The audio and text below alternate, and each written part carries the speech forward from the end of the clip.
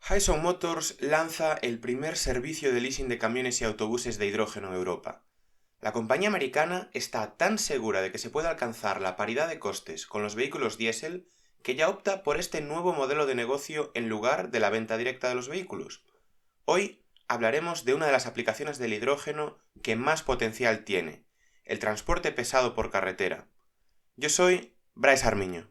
Y yo soy Javier Pollos. Bienvenidos al podcast del hidrógeno.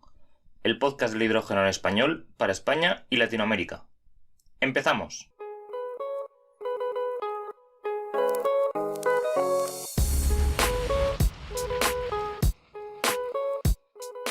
El anterior episodio lo dedicamos a las pilas de combustible y con ellas cerramos un capítulo muy importante de la cadena de valor del hidrógeno.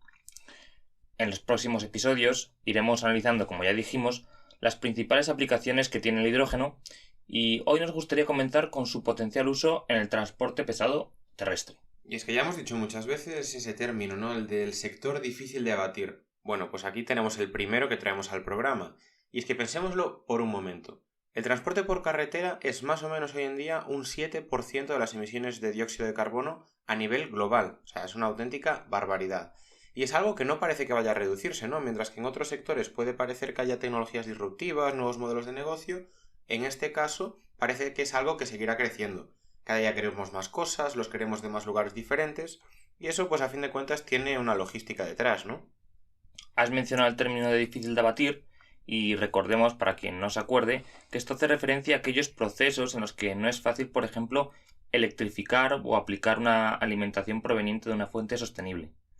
Por ejemplo, una calefacción doméstica que se pueda descarbonizar por medio de una bomba de calor, pues no entraría dentro de esta clasificación. Claro, a ver, yo no sabría decirte exactamente, por ejemplo, cuál es el umbral, pero desde luego vamos a poner el caso de que camiones, autobuses, pues ¿qué les hacemos, no? O sea, ponemos unas baterías enormes, pesadas, que además, por ejemplo, ralentizan mucho los tiempos de recarga. O podríamos utilizar los biocombustibles, que sí que pues se pueden utilizar con la infraestructura actual, pero que aún así son más caros y seguirían representando emisiones a la atmósfera. Y es de eso justo de lo que vamos a hablar hoy, de las principales ventajas que supone el uso de los vehículos pesados de hidrógeno frente a otras opciones como los eléctricos con baterías. Y estas ventajas son el tiempo de recarga y la autonomía. Bueno, y la capacidad de carga, es decir, de llevar más mercancía, de llevar más peso. También. Porque, por ejemplo, vamos a poner el ejemplo de los camiones, para los cuales una de las características más significativas es que tienen que recorrer grandes distancias. Otra característica es que tienen que entregar mucha mercancía por viaje, cuanta más mejor. Y la última, digamos, que es que no pueden estar parándose cada 100 kilómetros para recargar. Y un poco lo mismo ocurre con el caso de los autobuses, ¿no? Aquí sobre todo ganan en competitividad también, en competitividad aquellos que recorren distancias más largas. El típico viaje que como estudiante, ¿no? Que te haces en autobús, pues de París a Lisboa, imaginémonos. Pues aquí este tipo de compañías que ofrecen esos viajes de larga distancia y continuados, pues no pueden parar cada 4 o 5 horas a repostar otras 4 o 5 horas, ¿no? Así que bueno, Flixbus, si nos estás escuchando, ya sabes, pásate al hidrógeno. Ojo que lo cierto es que Flixbus ya se ha comprometido a desarrollar autobuses de pila de combustible. Pues esa la desconocía yo. Y es que el hidrógeno te da más autonomía, llegando incluso a los 1000 kilómetros según algunos modelos de Nikola o a los 2000 kilómetros según modelos de la empresa Daimler. Sí, que básicamente Daimler lo que apuesta es por el hidrógeno líquido en los tanques, como nos comentaba Juan Palencia cuando vino el programa, que en Alemania se está pues invirtiendo mucho en lo que es ya el repostaje líquido de camiones. Y estos 1000-2000 kilómetros están bastante lejos de los 300, 400, 500 kilómetros que podemos observar en los modelos de baterías. Y bueno, también comentar un poco por encima que los modelos más famosos se ven sobre todo en Toyota y en Hyundai. Que son los que más han hecho hasta el momento, ¿no? O sea, Toyota creo que tiene un proyecto piloto bastante potente en el puerto de Los Ángeles y sobre todo Hyundai en Europa al menos destaca el proyecto que están lanzando en Suiza, que creo que eran 12 camiones, ¿no? Que tenían en operación.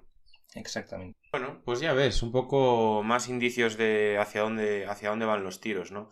Y es que está claro que, a ver, hay una cosa que hay que decir, y es que el hidrógeno nunca va a ser la alternativa más eficiente. Sobre todo, por ejemplo, si lo comparas con las baterías. O sea, un camión, pensamos en el hidrógeno desde que lo generas hasta que lo consumes, pues quizás la eficiencia total sea un 30%, mientras que una batería puede estar en un 80%, ¿no? Es cierto eso, que no es lo más eficiente, pero sí que quizás sea lo más conveniente y lo más rentable económicamente. Eso es algo que juega muy a favor de esta tecnología y sobre todo a la hora de hablar con empresas, lo que quizás necesiten no es una eficiencia altísima, pero sí un vehículo que sea cómodo de operar, que siga más o menos la logística que utilizan hoy en día y que les permita un factor de utilización alto. Que por ejemplo te lo puede ofrecer el repostaje en 15-20 minutos que nos lleva pues llenar un camión o un autobús de hidrógeno, en comparación con, no sé, 4, 5, 6 horas que puede llevar uno eléctrico de baterías. Justo, y esta rapidez de repostaje pues es la segunda ventaja que comentábamos al principio.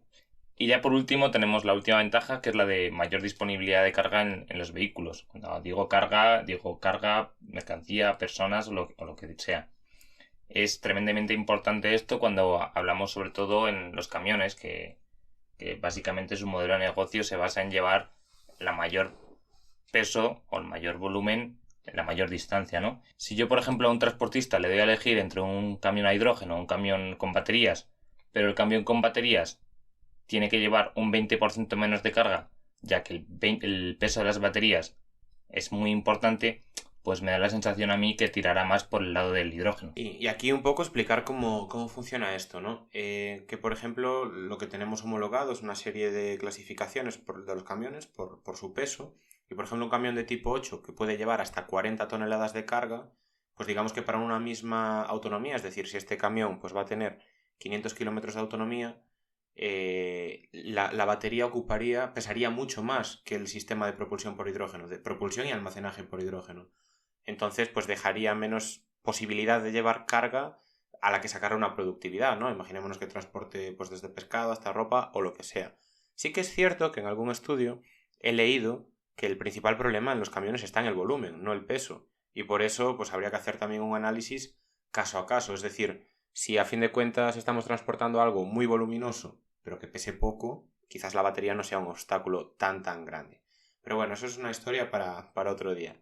Tenemos entonces estas tres características que decías, ¿no, Javi? El tiempo de recarga rápido, la mayor autonomía y la mayor capacidad para llevar esas mercancías o personas. Que, bueno, si lo comparamos con otras alternativas sostenibles, baterías, biocombustibles, pues quizás den un indicio de que, sobre todo a largas distancias, el hidrógeno sea el combustible con más visos de descarbonizar el sector del transporte pesado.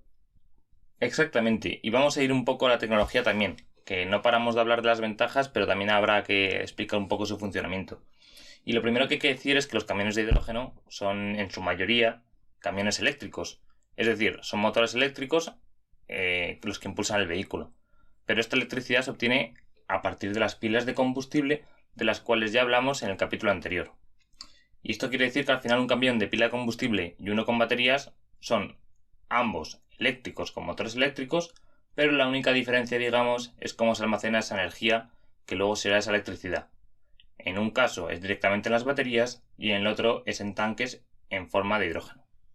Bueno, y que un camión de hidrógeno también tiene baterías. No olvidemos eso, ya que las pilas de combustible suelen funcionar a un régimen constante. Las baterías pues se utilizan como paso de electricidad a los motores, pero también sobre todo para regular esos picos de potencia necesarios que se pueden necesitar en la carretera. Sí, pero veamos paso a paso cómo funciona este camión bus de hidrógeno.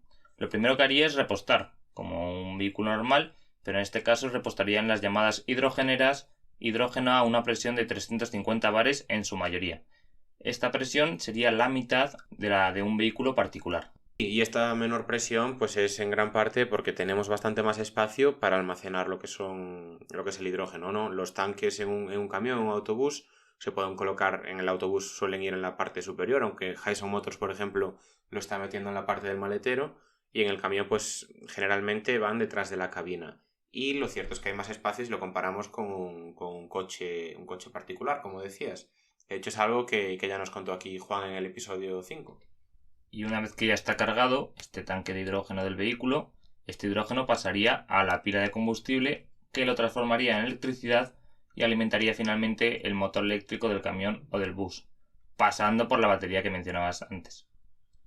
Destacar, como decía antes, que todos estos procesos por los que atraviesa el hidrógeno para convertirse pues, en una entrega de potencia a lo que sería la tracción del vehículo, pues tienen esas pérdidas que al final pues, le llevan quizás a un 30% total de eficiencia, ¿no? de la entrega de potencia a las ruedas, contra más del 70-80% del caso de las baterías, lo cual hay que destacar porque también es muy importante. Pero entonces las expectativas futuras para ver buses de hidrógeno verde y camiones por las carreteras, ¿cuál crees que es? Pues poco a poco yo creo que lo iremos empezando a ver. Sobre todo parece que el mercado de los autobuses hoy en día ya está un poco más maduro que el de los camiones. Ya hay autobuses desde hace tiempo y sobre todo las empresas parece que sí que están preparadas para entregarlos en un menor plazo. Y yo creo que, por ejemplo, hay algunos lugares en los que se impulsará mucho desde las instituciones públicas pues líneas urbanas de autobuses. Porque en el caso de las empresas, en el caso de los camiones suele ser más dependiente de las empresas. Y bueno, siempre aquí vamos más a un aspecto económico, aunque también es cierto que pues quizás prototipos pues sí que puedan empezar a verse, pero desde el apoyo institucional estas cosas suelen funcionar más rápido. E insistir en eso, que los autobuses pues ya están un pasito por delante de los propios camiones. Los autobuses ya están disponibles para comprar hoy. Aquí también mencionar un tema bastante interesante que ya ha comentado en varios webinars nuestro compañero Eugenio Trillo de The Lean Hydrogen Company, que desde aquí le mandamos un saludo y que seguro que tendremos aquí dando más detalles en futuros episodios. Y es que estos vehículos de hidrógeno son auténticos filtros de aire. O sea, si ya un Nexo dicen que en una hora de funcionamiento puede filtrar hasta 20... El Hyundai Nexo, digo que el Hyundai Nexo, para que los oyentes que no estén tan familiarizados con los vehículos de hidrógeno lo conozcan, es un coche particular. Sí, en hora de funcionamiento dicen que filtra hasta 27.000 litros de aire. Pues un autobús Bryce elevaría este número, ¿qué? ¿Al doble? ¿Al triple? O incluso más. Posiblemente, sí. Y además teniendo en cuenta que el autobús estaría funcionando prácticamente la totalidad del tiempo.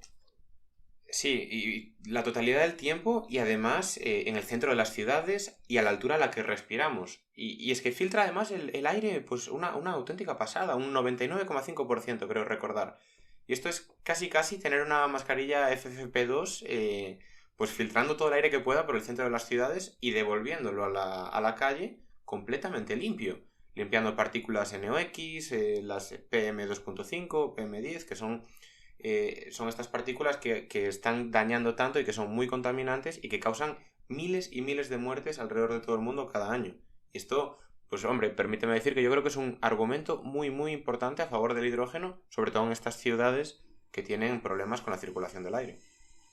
Totalmente de acuerdo. Y como siempre que tenemos oportunidad, hoy traemos al podcast del hidrógeno a una de esas personas que está viviendo el sector del transporte pesado y su transición ecológica desde dentro. Hoy contamos en el podcast del hidrógeno con Jaime Sánchez Gallego, ingeniero industrial y actualmente director de Ingeniería Avanzada para la gama de vehículos medios y pesados en Iveco, profesor de Tecnologías de Automoción en la Universidad Europea de Madrid, además de haber ocupado posiciones como la Dirección General de Sostenibilidad y Cambio Climático de la Comunidad de Madrid. Jaime, muy buenos días y gracias por estar aquí con nosotros. Hola, buenas tardes. Bryce, Javier. Antes que nada, nos gustaría que te presentaras para que nuestros oyentes te conozcan. Bueno, pues más o menos ya habéis hecho mi presentación. Actualmente soy responsable de Ingeniería Avanzada en Iveco para toda la gama de vehículos medios y pesados a nivel global. Somos los responsables de ir un poco por delante del desarrollo de producto, con lo cual siempre estamos involucrados en procesos de innovación y proyectos un poquito más avanzados que el resto de la empresa. Y bueno, Iveco supongo que ya lo conocéis, es uno de los grandes fabricantes mundiales de vehículos comerciales. Siempre hemos sido pioneros en nuevos combustibles, que yo creo que por eso el tema de la charla de hoy. Empezamos con el gas natural siendo de los primeros a nivel mundial y hoy seguimos la senda con otro tipo de vehículos en el camino de las cero emisiones. Jaime, y según tenemos entendido, desde Iveco, y especialmente en este campo del hidrógeno, colaboráis con Nikola Motors, la americana, para fabricar sus camiones pues aquí en España, ¿no? Uh-huh. ¿Tenéis previsiones de cuándo pues, se podrían empezar a ver los primeros camiones por las carreteras aquí? Sí, bueno, más o menos todos los fabricantes vamos a estar en torno a las mismas fechas. La joint venture con Nikola es para producir vehículos a ambos lados del Atlántico, una unión muy interesante que nos va a proporcionar mayor agilidad y mayor rapidez en el desarrollo. De hecho, nosotros empezamos con los primeros vehículos de hidrógeno antes incluso de la joint venture.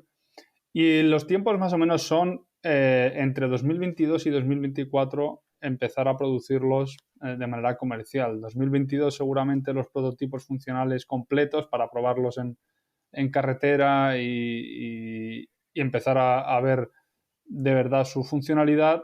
Para 2023 esperamos tener la primera comercialización, que será muy pequeña, pero empezar ya a vender los primeros vehículos y empezar la escalada de ventas en 2024. Es decir, yo supongo que para esas fechas es cuando comenzaremos a ver alguno de ellos en nuestras carreteras. Muy bien.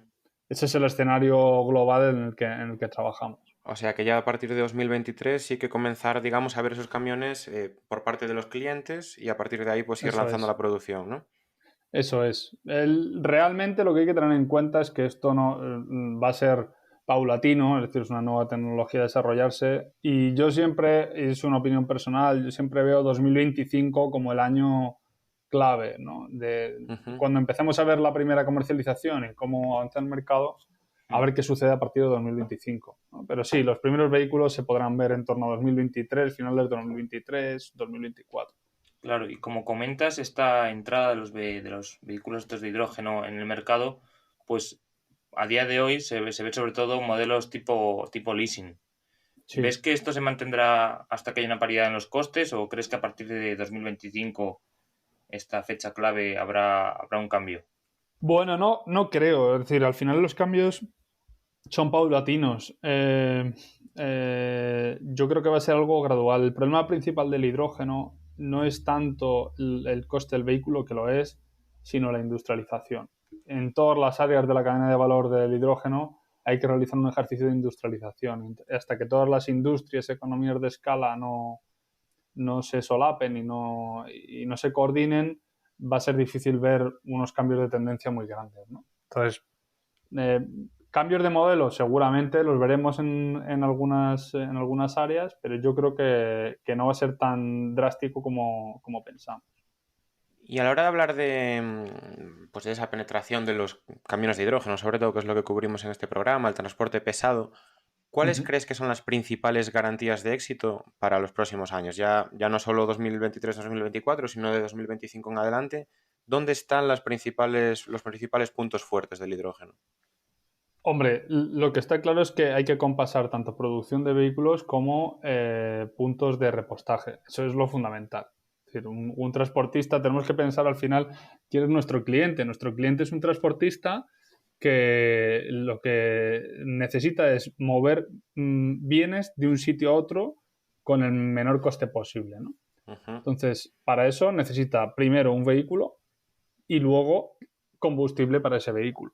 Entonces, en tanto en cuanto seamos capaces de tener una red de repostaje suficiente para las misiones principales y nosotros entramos en el mercado de manera compasada, yo creo que el futuro es bastante obvio. Es decir, va a ser un crecimiento. Yo siempre lo equiparo al gas natural, ¿no? Lo que sucedió con el gas natural. Primero con el gas natural comprimido y luego con el licuado.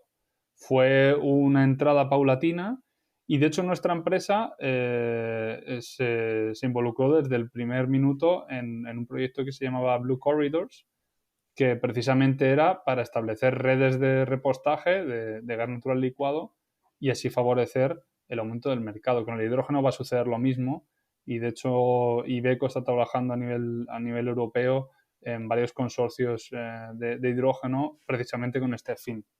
Para ¿no? desplegar esa infraestructura, ¿no?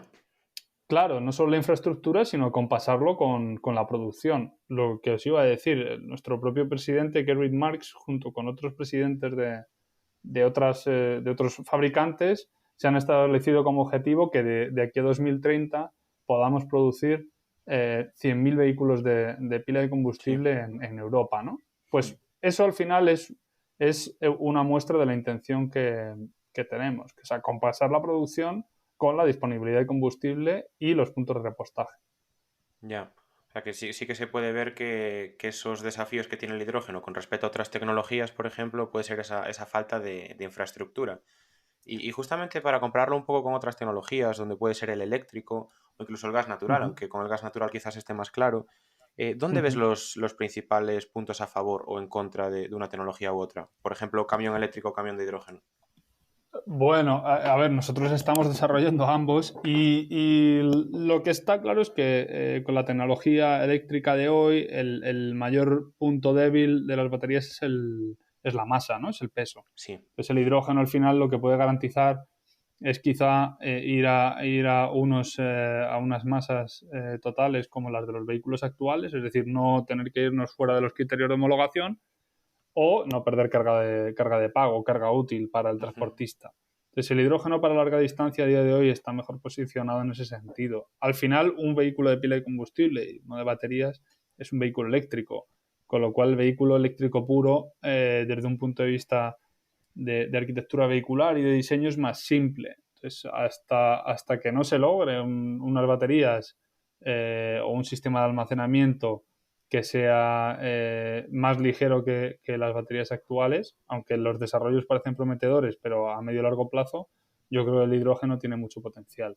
Y en el futuro también tenemos que ver que, como ha sucedido con otras tecnologías, es decir, conforme vaya evolucionando la tecnología del hidrógeno, será más competitiva, con lo cual a día de hoy yo creo que para largas distancias está claro que el hidrógeno tiene que ser al menos la alternativa a estudiar y a desarrollar.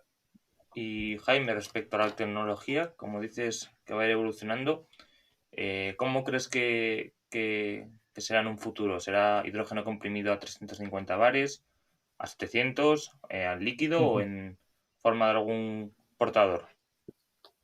Bueno, se nota que como el título del podcast indica, que sabéis de lo que habláis. A ver, nosotros vamos a apostar precisamente por los 700 bares. Tenemos en marcha un proyecto de financiación europea, que es el H2Hall, donde vamos a testar vehículos a varias presiones, ¿no?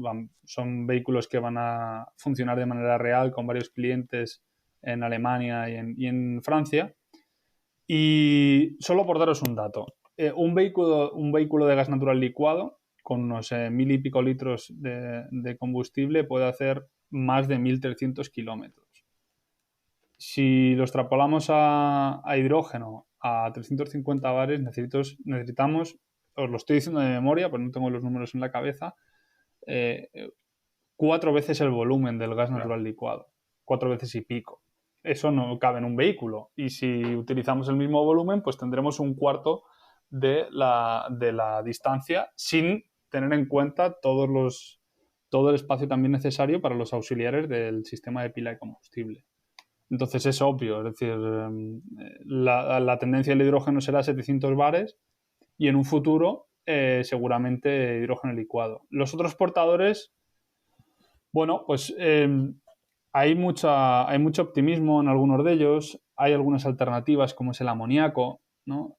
Como portador incluso para utilizar los motores de combustión interna y bueno, pueden ser posibilidades. La evolución natural yo creo que será parecida a la que hemos sufrido o la que hemos vivido exitosamente, mejor dicho, con el gas natural. Es decir, vamos a ir primero a unos sistemas de compresión a mayor presión para tener más combustible y posteriormente, cuando conozcamos bien esa tecnología, cómo se comporta el nuevo combustible, qué problemas y qué bondades tiene, ir al hidrógeno licuado. Muy bien. Yo creo que por ahí irá la senda del hidrógeno, al menos en los próximos 8 años. Más allá, pues tendríamos que verlo, ¿no? Una pregunta sobre esto antes de saltar a la siguiente pregunta. Comentas mucho también la comparación, como es obvio, con el gas natural, ¿no? Que parece que va a ser un combustible de transición. Cambio, Ujú, no sé si estás al día, pero en el caso del hidrógeno se habla mucho de hacer el blending, es decir, la mezcla de hidrógeno en las ujú. redes de gas natural. A la hora de llegar este gas natural, digamos con un 5, 10, 20% de hidrógeno al motor de un camión que Ujú. funcione con gas natural, ¿puede ser esto un problema? ¿Puede estar funcionando un camión con un porcentaje de hidrógeno de un 20%, por ejemplo, en sus depósitos? Bueno, no, no, los límites se sitúan un poco por debajo. Hay que entender, por un lado, lo que es el límite legal, y por otro lado el límite, digamos, termodinámico Técnico y de los equipos. o de combustión, ¿no? Hay algunos estudios, dependiendo del estudio que leas, entre un 5 y un 10% puede ser factible en algunos motores. Por seguridad, no por la combustión, sino por la difusión del hidrógeno en materiales metálicos. Claro. Me parece, si no recuerdo mal, que no se deja más de un 2,5%. Lo tendría que comprobar. Pero el 2,5. problema fundamental, claro, el problema fundamental es que el hidrógeno, aunque en concentración pequeña, se difunda a través de ciertos metales que no han sido tratados o no han sido preparados y se acumulen en alguna parte del vehículo. Ese es el problema fundamental. Más allá de esto, para vehículos que utilicen motores de combustión interna, muchas marcas están estudiando el hidrógeno como alternativa y, por supuesto, hay iniciativas a nivel europeo para comenzar a utilizar mezclas de gases, gas natural hidrógeno u otros, porque es una vía también a la descarbonización. Es decir, tenemos que entender que partimos de los primeros motores hace 100 años o más, donde las moléculas o el contenido en carbono en las moléculas de los combustibles era altísima, a los combustibles que manejamos hoy de gas, metano, propano, etcétera, que tienen menos de 4 carbonos en sus moléculas, y llegaremos al final al hidrógeno que no tendrá ningún carbono en su molécula. Bueno, es obvio, ¿no? El primer motor de combustión fue de hidrógeno en su día. Sí. Eso no lo sabe mucha gente, pero es así, cierto, sí. Y un poco volviendo al tema anterior de la competitividad que tiene estos motores, estos vehículos con el diésel y el eléctrico, diversos estudios dicen que para 2025, dependiendo un poco del precio del hidrógeno, pero se estima que este tenga un peso entre el 60 y 80% en el coste de vida del activo. ¿Son estas estimaciones que podríais estar manejando desde Iveco? Sí, bueno, manejamos estas y otras. Evidentemente bebemos de muchas fuentes. Lo importante son dos factores. Es decir, el precio del combustible clarísimamente es uno. El precio de los componentes relacionados con el hidrógeno. Es decir, el coste de la pila de combustible es altísimo en un vehículo de hidrógeno. Es decir, estamos multiplicando casi por 3 o por 4 el precio actual de una cabeza tractora diésel, ¿no? Entonces, por muy bien que lo hagamos con las economías de escala, reducir a un cuarto el coste actual, pues es complicado. No os voy a engañar. Entonces, ¿la parte fundamental es esa? Sí. ¿Se puede mejorar de alguna otra manera? Seguramente. Es decir, también hay estudios que dicen que el TCO, el coste total de operación de un vehículo de hidrógeno, a partir precisamente de 2025-2026, cuando los costes del hidrógeno bajen, pues será mucho más competitivo. Pero no es solo el coste de operación. Yo siempre pongo el mismo ejemplo. Uno de nuestros clientes que tenga una flota de 10 camiones y vamos a suponer que cada uno tiene un coste de 100.000 euros, ¿vale? Es decir, tiene 1.000.000 de euros de presupuesto y quiere cambiar su flota un año y quiere introducir vehículos de hidrógeno. Con que introduzca 2, ha reducido su flota de 10 camiones a 4. Ya no es una cuestión de cuánto te cuesta operarlo, es una cuestión de cuánto puedes facturar, ¿no? Entonces, ese es el problema fundamental y es lo que hay que entender. Por eso soy muy insistente con el tema de la industrialización. Claro. Y por vuestra parte, está clarísimo que el tema del coste del combustible es fundamental, pero como tú dices, ¿no? Un camión es 4 veces más caro que un camión diésel, por ejemplo. ¿Dónde veis principalmente que se debe de reducir ese coste? ¿Simplemente por una automatización, es decir, una producción a gran escala que reduzca los costes enormemente? ¿O hay que dirigirse específicamente a pues, lo que puede ser la pila de combustible, que, que tiene un peso muy grande, los tanques de almacenamiento? ¿Dónde veis que puede estar el gran obstáculo para reducir esos precios? No, básicamente lo que comentaba, las economías de escala. En cuanto se empiezan a estandarizar componentes, sistemas, los proveedores igual. Teniendo en cuenta que nosotros producimos vehículos, pero en el fondo somos integradores. Tenemos una cadena de suministro detrás que se tiene que adaptar. Es decir, no es lo mismo la producción de pilas de combustible de un fabricante actual que la que se espera en los próximos años, ¿no? Entonces, Yo creo que el problema fundamental a solventar es, como os decía, acompasar demanda con oferta y hacerlo crecer paulatinamente para que esos costes vayan siendo cada vez menores gracias al aumento de la producción y de las ventas y los precios de los vehículos finales sean más competitivos. Claro, que vaya todo de la mano. Claro, pensad, Sí. por ejemplo, que el desarrollo de los depósitos de almacenamiento de hidrógeno es nuevo para las empresas que lo desarrollan. Es decir, tienen que hacer una inversión, lo tienen que amortizar, luego tienen que adaptar sus líneas de montaje y de fabricación a dichos depósitos y vendérnoslo a nosotros. Nosotros, a su vez, tenemos que coger, transformar todas las líneas de montaje, realizar una inversión en diseño bestial que no os podéis ni imaginar, industrializarlo, empezar a escalar, empezar a vender. Es decir, al final ese es el problema fundamental, ¿no? Cuando empieza a crecer la demanda y las ventas de este tipo de vehículos, todas las cadenas de suministro, incluida la nuestra, se verán beneficiadas. Y yo tengo que confesar, Jaime, que, bueno, para algún proyecto en el que hemos estado trabajando, tanto Javi como yo, he buceado, ¿no? por por vuestro catálogo alguna vez. Y lo cierto es que Sí. ofertáis, bueno, creo que son las cabezas tractoras, pero que además que tienen múltiples usos. Lo que puede ser camión para larga distancia, puede ser incluso a la hora de recoger basura, hormigoneras, etcétera. Sí. ¿Hay algunas aplicaciones ya fuera de lo que puede ser la larga distancia en lo que veáis un nicho especial para esto? ¿O quizás ahí lo estáis dejando más que el mercado venga y os solicite lo que necesitan? No, hombre, empezamos por la larga distancia precisamente porque el problema principal a solventar es lo que hablábamos antes, ¿no? Es decir, es la autonomía. El hidrógeno tiene sentido en esas autonomías tan exigentes de larga distancia. Puede tener entrada en otros usos. De hecho, a nivel regional puede tener cabida. Y de hecho, como os he comentado antes, en el proyecto europeo en el que estamos trabajando, en el Reach to Hold, tenemos tanto cabeza tractora como vehículo rígido, ¿no? Que es un vehículo, puede ser de media o larga distancia, pero es una misión completamente diferente a una cabeza tractora. Aplicaciones. El gas natural, por ejemplo, empezó con vehículos de gestión de residuos, ¿no? Ujú. Con vehículos de recogida de basura.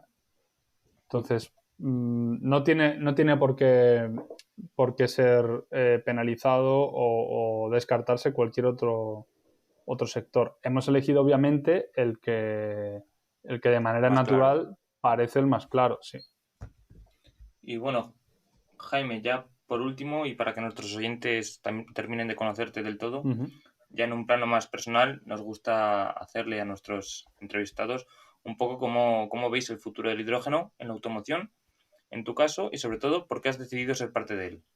Bueno, pues claramente como ingeniero uno siempre quiere estar en proyectos tecnológicamente punteros. Entonces el desarrollo de tecnologías del hidrógeno, aunque lleva muchos años, ya en la carrera hacía cosas de combustión de hidrógeno,